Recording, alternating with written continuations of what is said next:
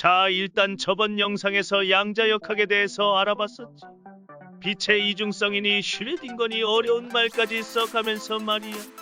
그럼 이번 영상에서는 이 양자역학, 요놈을 도대체 어디에 사용하는지 한번 알아보도록 하자고. 양자역학을 검색하면 꼭 검딱지 마냥 연관 검색어에 같이 뜨는 녀석이 하나 있는데, 그게 바로 오늘의 영상 주제인 양자 컴퓨터야. 이 양자 컴퓨터는 양자 중첩이나 양자 얽힘과 같은 양자역학 현상을 이용해 데이터를 처리하도록 설계된 컴퓨터라고는 하는데, 자세한 건 뒤에서 알아보도록 하자고. 보통 사람들이 컴퓨터를 고를 때 속도가 얼마나 빠른지를 보잖아.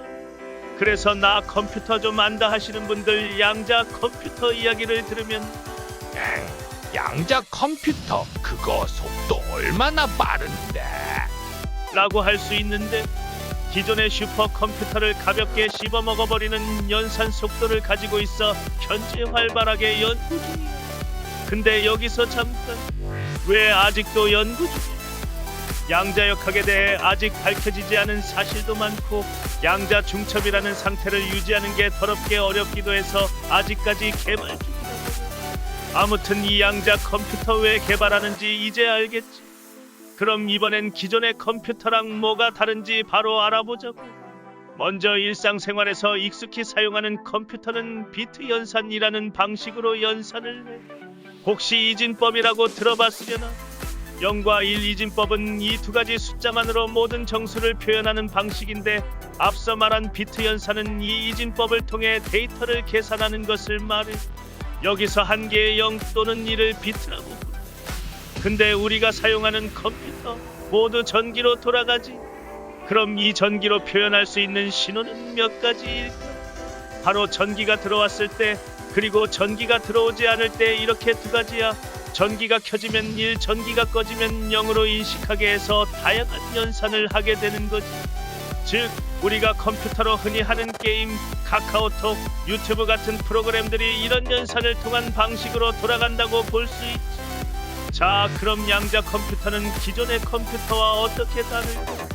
양자 컴퓨터는 이름에서도 알 수 있듯 양자역학을 활용해 연산을 하는 컴퓨터들 말이야. 앞에서 우리가 흔히 쓰는 컴퓨터는 비트라는 것을 이용한다고 했지.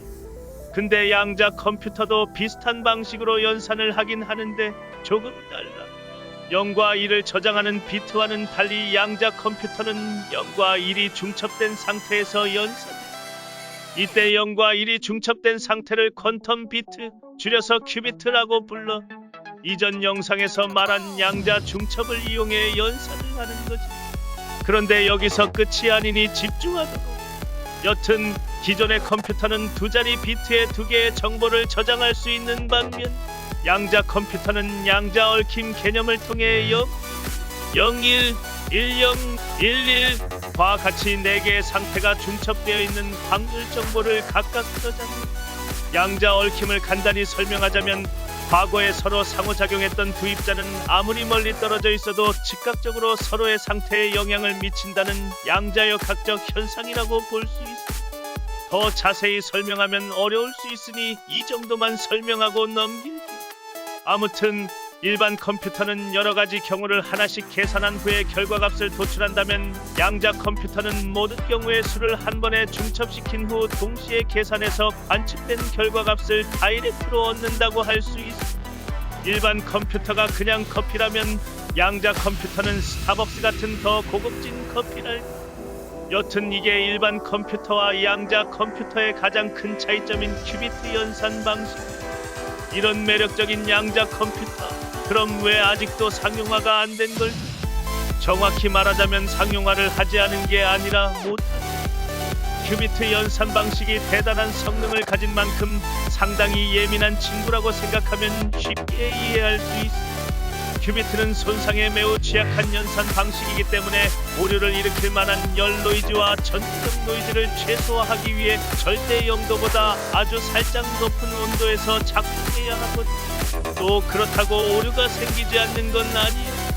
큐비트 내부에서 오류가 생기면 연산 속도가 확 떨어지기 때문에 큐비트를 단순히 많이 중첩시킨다고 다 좋은 게 아니라는 소리지. 그럼 이 까다로운 양자 컴퓨터는 실제로 존재하기는 할까? 당연히 실제로 구현된 양자 컴퓨터는 있긴 있지.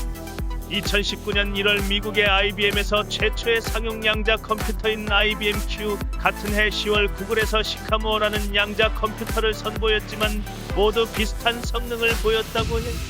아주 커다란 규모의 연산에서는 양자 컴퓨터가 슈퍼컴퓨터와 같은 일반 컴퓨터를 이길지는 몰라도 연산 규모가 작아지면 점점 효율이 떨어져서 일반 컴퓨터 수준으로 성능이 떨어지는 문제점도 있다. 거기다 앞서 말했듯 극저온 진공 상태를 유지해야 해서 유지 보수하는데 천문학적인 비용이 드는 문제점도 있다. 쉽게 말해 성능에 비해 너무 비싸서 아직 상용화가 덜 됐다. 여튼 오늘의 영상 요약. 양자 컴퓨터 참 매력적인 친구지만 상용화되려면 한참 멀었다.